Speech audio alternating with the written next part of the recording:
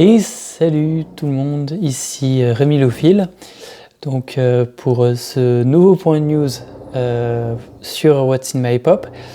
Alors j'ai eu du retard, comme vous pouvez le constater, mais c'est normal. J'étais en train de préparer la chaîne Twitch, parce que oui, il y a une chaîne Twitch qui va arriver d'ici peu. Et j'espère vous y voir nombreux.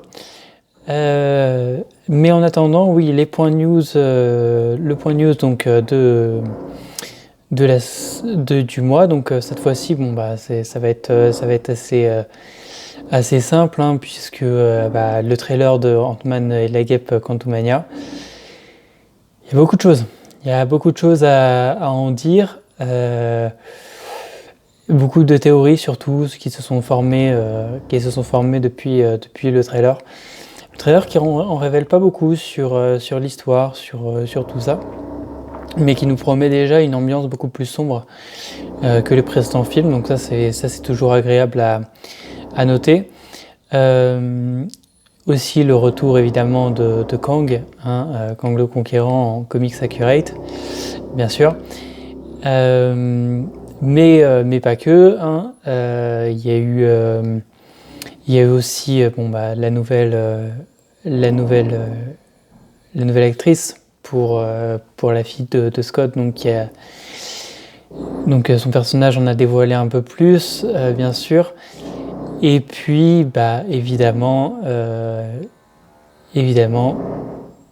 tout ce qui entoure Quantumania, qu'est-ce que ça cache, etc.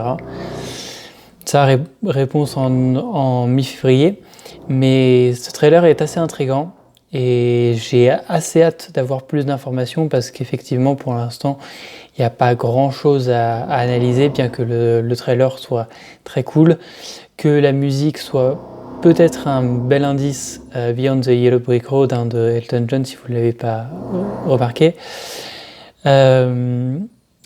Et surtout, ça fait une nouvelle référence en plus avec le Magicien d'Oz, qui avait déjà dans la série Loki, donc et dans Werewolf by Night. Donc visiblement il y a beaucoup de symbolique qui tourne autour de ce film, donc ça reste assez mystérieux, mais ça nous promet peut-être pas mal de choses.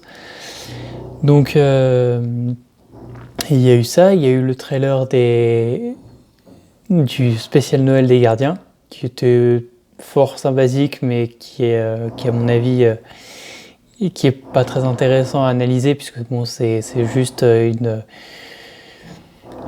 reprise / parodie des films de Noël qu'on a depuis mi-octobre déjà, en tout cas chez nous et en France.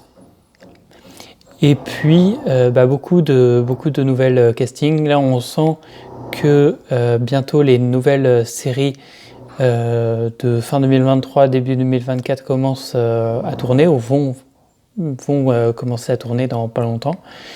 Je pense notamment évidemment à Agatha, qui est la prochaine à tourner normalement, mais aussi à Wonder Man, qui se dévoile un peu plus. Moi, l'acteur de Wonder Man, je sais que ça a beaucoup fait parler, mais personnellement, je trouve que c'est un très bon acteur, et pour le coup, je vois aucun problème à ce qu'il rejoigne le MCU comme ça. Et puis, évidemment, Daredevil Born Again, qui devrait pas tarder à tourner. Donc, tout ça nous fait, ma foi, un très joli programme. Et j'ai assez hâte de savoir où tout ça va nous amener.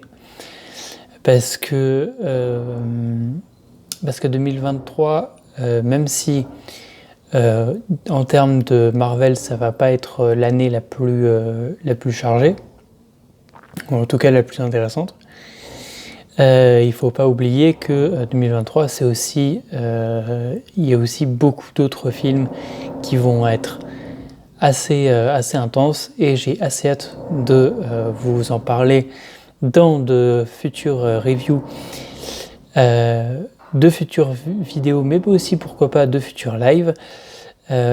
Donc pour être tenu au courant de tout ça, et ben, une seule chose à faire, likez, partagez, abonnez-vous et suivez-moi aussi sur mon blog et sur mes réseaux sociaux. Je vous mettrai toutes les informations en description. Et puis bah, moi, il ne reste plus qu'une chose à vous dire, c'est à la prochaine les fans de pop culture.